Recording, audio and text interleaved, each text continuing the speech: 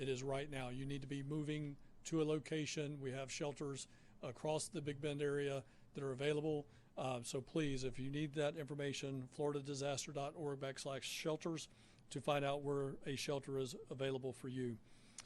Please remember that evacuating doesn't mean you have to go all the way to Atlanta, Georgia. In fact, as the governor said yesterday, it's probably not the best place to go is up towards Georgia, as this is where that storm is going to go and dump a lot of rain. You only need to drive tens of miles. Again, get yourself to a shelter. That's where we need you to go.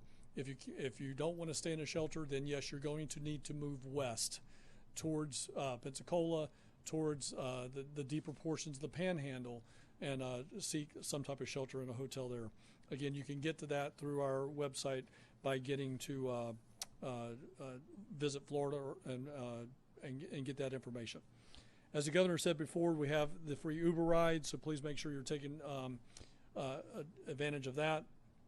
Again, we do not have a lot of mass transportation in the fiscally constrained counties around Tallahassee, so the division has activated a bus contract, and we are providing buses to individuals in the surrounding communities. If you need a ride and you're in the Big Bend area, you've got the Uber capability, but you also have the ability of calling 1-800-729-3413. Again, that's 1-800-729-3413, and we will send a transportation asset to pick you up. Again, we need to act on that right now.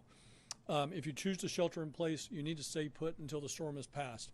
I would also encourage you to call somebody and tell them you're sheltering in place.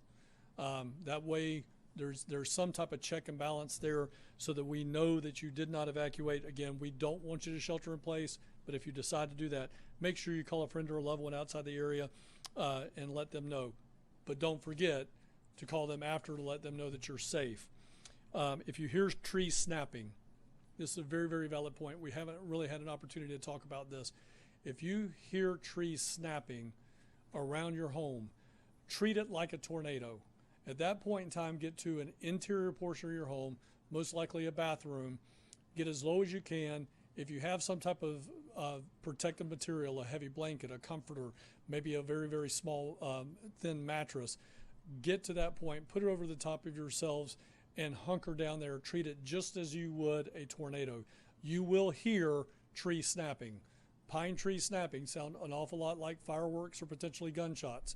So please make sure if you hear that, act immediately. Get to the interior portion of your home, away from glass, most likely a bathroom, and stay there until you hear that sound stop.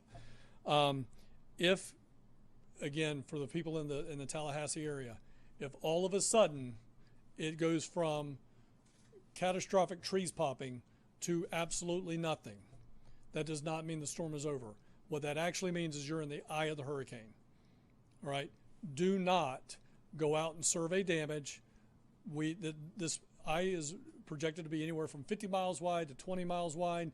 But again, if it's moving at 21 miles an hour and it's a 20-mile wide eye wall, you may have only 30 minutes, 45 minutes before that eye wall collapses right back on you and trees start snapping again. So again, if it goes from horrible and terrible to absolutely nothing, there's a 99% chance that you're in the eye wall. Stay in place. Do not move.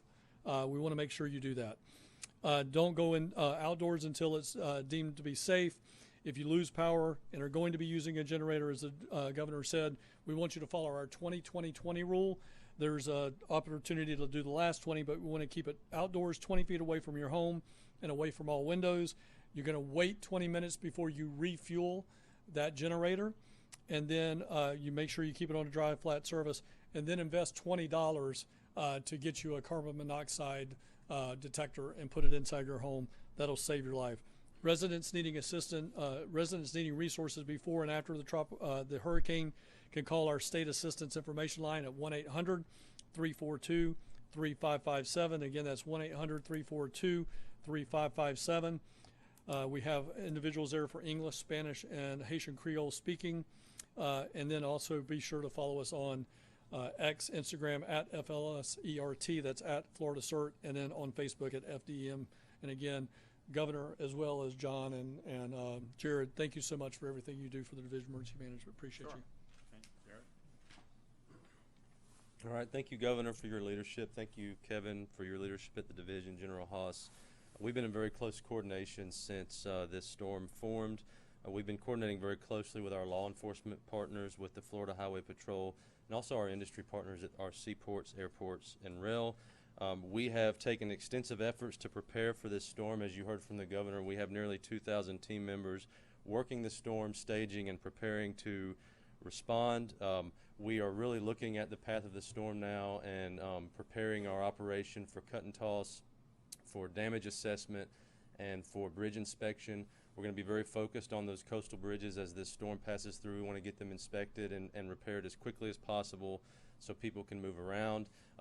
In the path of the storm, I-10 and US 98 are two major routes that we're going to be looking at. US 98 obviously has some vulnerabilities along the coast, so we're going to be focused on those. There will potentially be a lot of vegetative debris, a lot of trees down. Those trees can be wrapped in power lines. Please do not get out and explore. It can be dangerous. If you see water on the road, please do not drive through it, especially if it's around a culvert or a bridge. It can be very dangerous to drive through water. We have 120 bridge inspectors on standby. They will deploy immediately as soon as it's safe to do so. We're already beginning to see high wind speeds on the west Gulf Coast of Florida. As you heard from the Governor, the closure of Skyway is imminent. And just as a reminder, when wind speeds reach 40 miles per hour or greater, local law enforcement and Florida Highway Patrol usually start to close those bridges. So if you still need to evacuate, please get out while you can move around safely.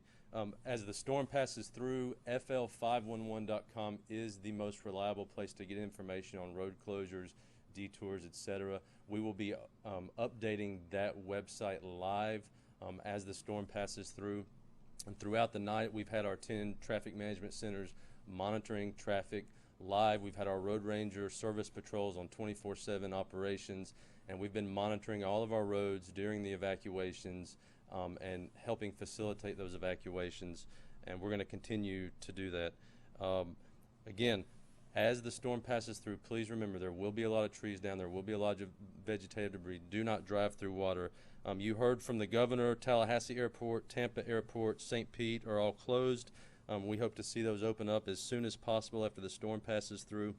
We have several seaports right now that have closed waterside along the coast, just preparing for the storm.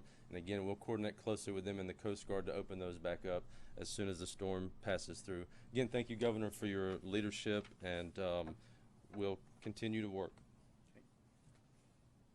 Also, as for folks that are in these low-lying areas that could experience major storm surge, electric vehicles, when they have the saltwater intrusion, that has generated fires in the past, and those are very difficult fires to put out. So if you do have one of those, try to get that to higher ground as well, because it does represent a hazard for the safety. And we actually had in Ian, we had homes that were completely fine withstanding a Cat 5 impact, and then got burned down because of the EV that was in the garage and caught fire. So try to avoid that if you can. Again, if you are particularly if you're in northern Florida, I mean, you can leave now if you're in an evacuation zone. You have time to execute this plan, but that time is really running out very quickly. Listen to wherever you are in Florida, listen to your local officials about whether it has come to the point where you just need to hunker down. And that may be the case in some of the southern parts of Florida that are experiencing more impacts now. As the day goes on up here in North Florida, that is going to be something that they're going to say, because it's going to be very hazardous conditions when you're, and it's not going to be safe to be out on the road. So I want to thank everybody for mobilizing up to this point. We've got a lot of assets, as we always do, available, and we will bring those to bear as soon as the storm passes, and first helping people with life and limb that may be in jeopardy, but then two, restoring the critical services, whether that's transportation or whether that is power, and we have the resources in place to be able to help do that. And with that, I'll take some questions. Yep. With this storm being the third hurricane to hit the financially constrained counties, how much of a strain does that put on state resources to help these people that are struggling to pay for one storm, let alone three? We've always stepped up and helped fiscally constrained counties in Florida, and we'll continue to do that. I mean, look, we put aside $500 million a year for disaster response. We started that when I became governor, and we're in a very strong fiscal shape now.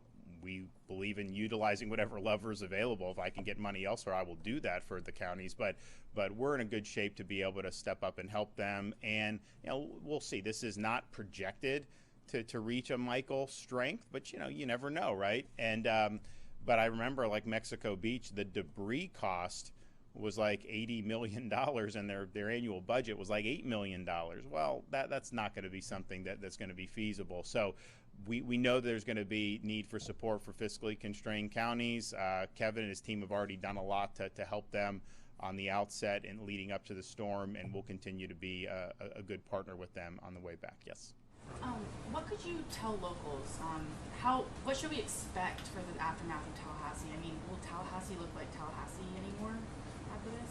Well, look, I think, on the one hand, if you look at the track that we were talking about last night, that was a track that we have not seen in that magnitude hit Tallahassee in anybody's lifetime.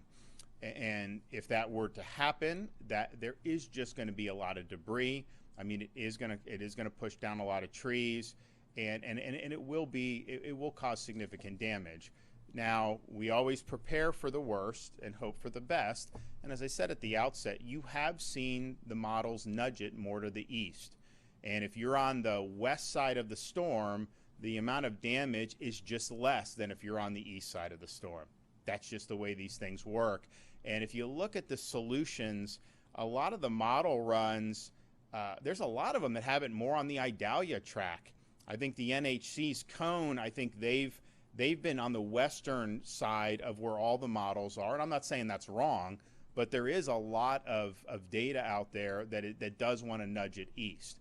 So in terms of Tallahassee, every model run that nudges it east, if that's the track it takes, that will mean less damage. There's just no question. Anything that moves it west is just going to be more damage. And so we're prepared. I've spoken with the mayor of the city. We've spoken with the county leadership. I've spoken with the sheriff. People are ready. They're taking this seriously. They know that they have the potentially going to be called upon to execute a response that has just not been something that they've been called upon to do. I remember, I wasn't governor, but when they had Hermine, that was not something that there was good preparation for on the local level. You had a lot of people that were without power for a long time. It just didn't seem. That is not the way it's being done this time. So I think that from local up, people are taking it really seriously, and we're going to respond accordingly. But this track change is going to make an impact. And if you told me it was going to hit 50 miles east of Tallahassee, then I'd be comfortable saying that the impacts would be less than what the track was yesterday, because it has to be. That's just the way these storms work. Yes. I'm wondering what the scenario is that you're managing now on the power specifically for the affected Big Bend counties. Are we talking a couple weeks, a month, maybe without power? I mean, just. Well, a lot of times it just depends on the extent of the damage. I mean, we had Idalia. We had that was the fastest restoration from a major hurricane in the history of our responses. And part of it is because we had mutual aid with these electrical co-ops and the municipals. Just the way it is. I mean, the private utilities have more manpower, right? So if you're in an area, Florida Power and Light or Duke, they have some of the smaller outfits just don't have as much. So Kevin and his team, we've worked really hard to provide that mutual aid. Now, if you're talking about Tallahassee, the more debris that's there, that could interrupt the ability to get to the power lines. And so we're going to have Jared, we're going to have FDOT, they're going to be helping. I've spoken with the county and the city about making sure they have debris contracts ready to go, but getting the utility workers to the place where they can hook it back up is going to be something that's important. Now, if it's more of an Idalia track, this is like deja vu all over again, right? I mean, we had Idalia, we had Debbie, very similar tracks. If this does nudge east, you're going to have a storm that, maybe it's more powerful than Idalia, maybe it's a little less. We'll see. Idalia reached Cat 4 before landfall, and then it receded to a Cat 3 when it hit landfall. So you could have something that's very similar.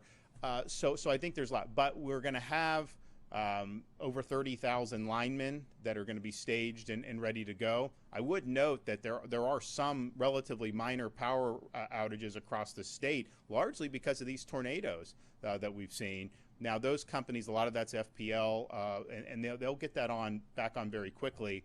But I think the municipal and the rural co-ops, they've really embraced taking mutual aid. They've embraced going in and trying to get the stuff back on as quickly as possible. Now, if there is damage to not just the lines, but the underlying system that can be destroyed in these things, then that makes it because you have to rebuild the system. Now, it didn't happen in Idalia. It did happen in a couple areas in Hurricane Ian right there on the coast. Now, hopefully, there's not a projection that this is going to be as powerful as Ian, but you never know. This is they've got a great runway in the Gulf of Mexico. The water's warm. It's deep right where the storm is now.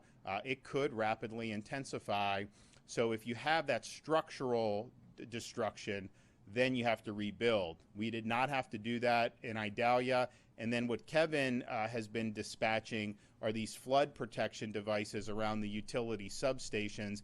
And I think a lot of them have utilized that up here. So they've been able to do, and what that does is, if you have some surge, if you have a flood, it can keep that substation operating. And that makes a huge difference in terms of the power restoration. So we've got huge amounts of assets that are ready to go.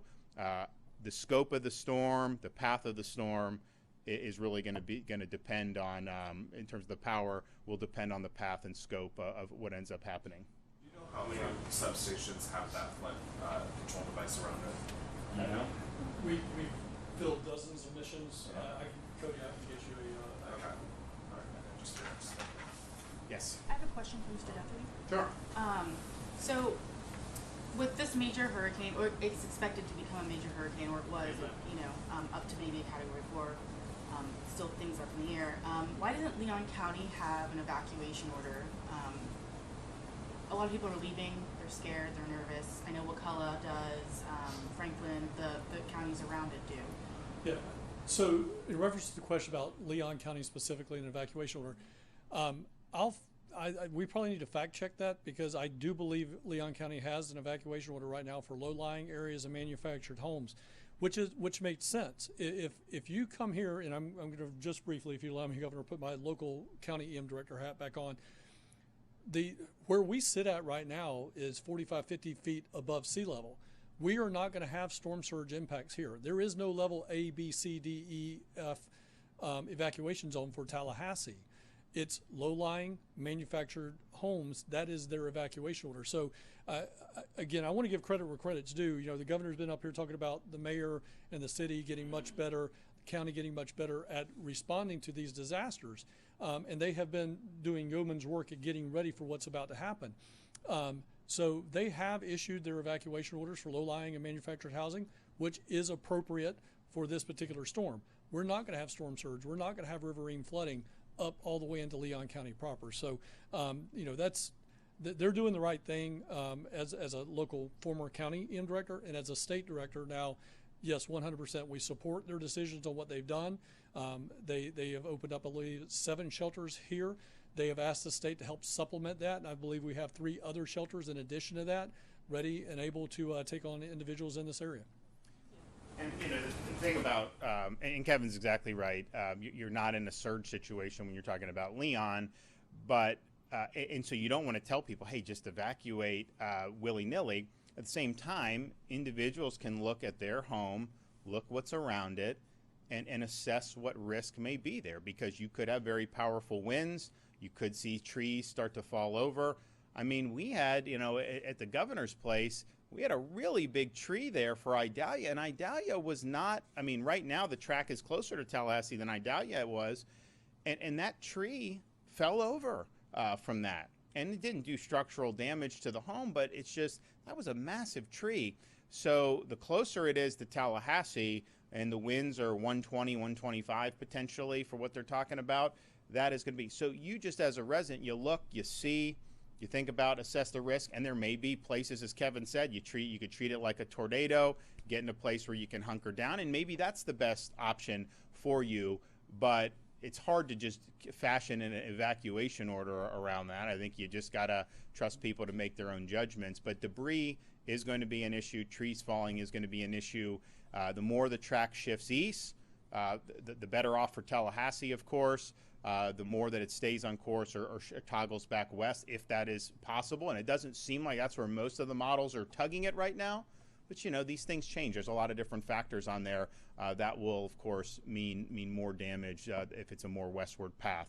But I think people can make their judgments about that. But we do have, in almost every storm, we have people that are not doing anything wrong. You know, they're taking the storm seriously, and then a tree falls on the home and can cause fatal damage. And we've seen that. I mean, we had I think it was a young girl in the most recent, was just they weren't doing anything wrong, and it's a tragic thing, but that is a possibility, especially when you're talking about an area that has as much tree cover as Tallahassee. Okay, thanks so much.